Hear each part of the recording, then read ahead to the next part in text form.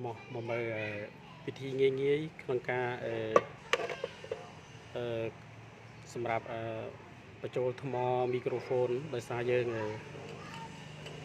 ទិញគេយើងទិញតែម្ដងឬក៏ពីរដងមកយើងយកថ្មមកឲ្យបានច្រើនចឹងមកយើងសម្រាប់បញ្ចូលបាទមិនបាច់ទៅទិញគេទៀតដោយសារយើងខ្វល់មីក្រូហ្វូនសម្រាប់ច្រៀងនេះគឺវាអស់លឿនបាទយើងច្រៀងបានតែ4 10 20បទអីទៅគឺវាអស់យើងពិបាកក្នុងការទិញគេថ្មីមកទៀតបាទហើយយើងទិញចេះតែចំណាយលុយរហូតឥឡូវខ្ញុំមានរបៀបបញ្ចូលបាទយើងទិញជាប្រអប់បញ្ចូលវាក៏បានឬក៏យើងអាចកែច្នៃខ្លួនឯងក៏បានឥឡូវខ្ញុំកែច្នៃដើម្បីបញ្ចូលខ្លួនឯងដើម្បីបញ្ចូលថ្មហ្នឹង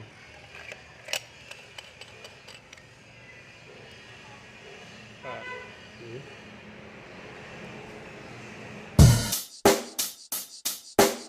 Check the mic and make sure it sound right, boys.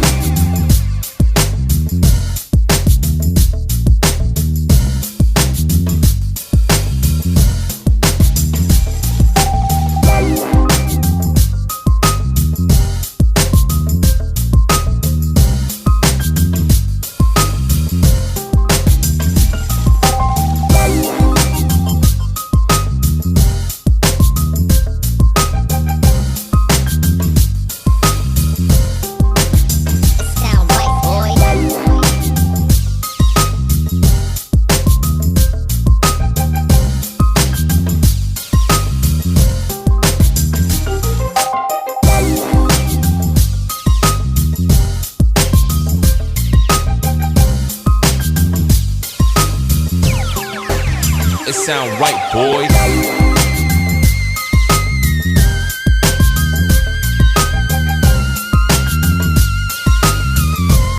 ឥឡូវខ្ញុំសូមណែនាំពីរបៀបបញ្ចូលខ្ញុំយកបាទខ្ញុំយកជើងនេះជើងដែលខ្ញុំសម្រាប់ខ្ញុំកែនាឡិកាសម្រាប់កែអូម៉ែតសម្រាប់ទូរស័ព្ទDTV អីរកកំហួយវានេះខ្ញុំយកអាដុំនេះយកមកបញ្ចូលជាមួយនឹងថ្មនេះឥឡូវខ្ញុំបង្ហាញពីរបៀបបញ្ចូលយើងត្រូវយកថ្មមកដាក់ចូលក្នុងប្រអប់នេះ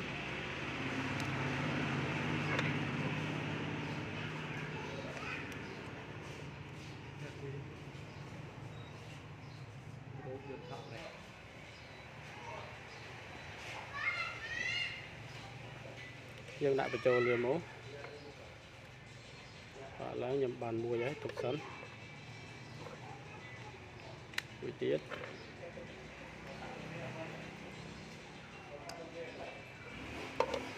ពីរទៀត3ឥឡូវខ្ញុំបញ្ចូលទៅ6គ្រាប់ទេយើងដាក់3ប្រអប់ម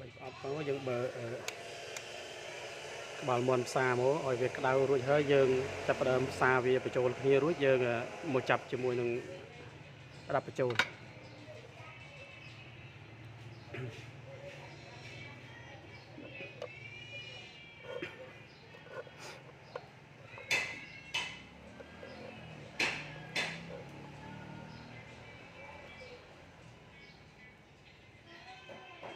ខ្សែបូកយើងដាក់តាមខ្សែបូក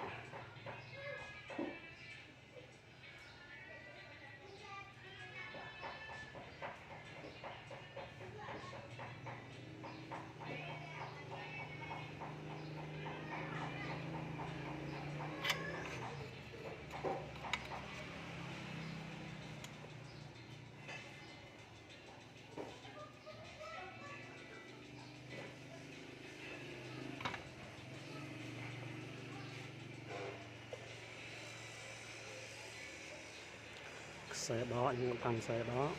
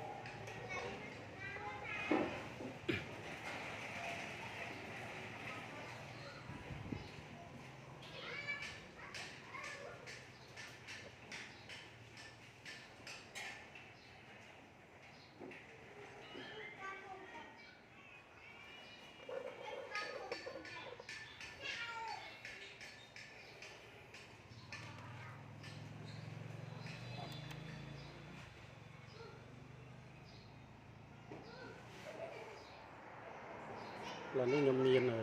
power supply មួយនេះយើងបើកវាមក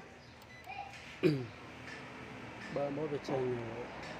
4 វ៉ុល 20 តើយើងចុចផ្ដាច់វាមកបាទយកអំពីមកខ្សែវាបាទយើងយកមកចាប់ជាមួយនឹងថ្មដែលយើងតនេះ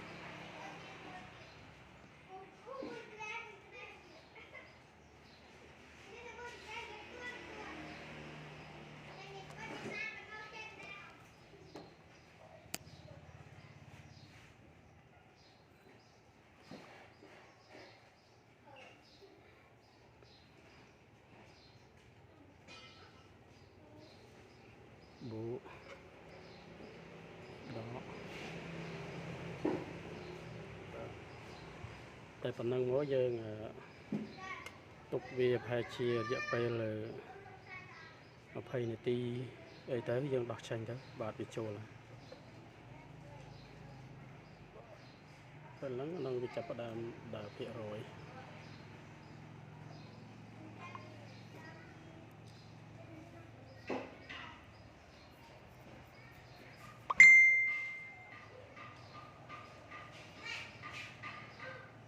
បាទបើសិនតើបងប្អូនមានដុំអីផ្សេងដែលមានភ្លើង 4 វ៉ុល ឬក៏ 5 វ៉ុល យើងអាចកាត់តបញ្ចូលវាក៏បានស្រួលដែរមិ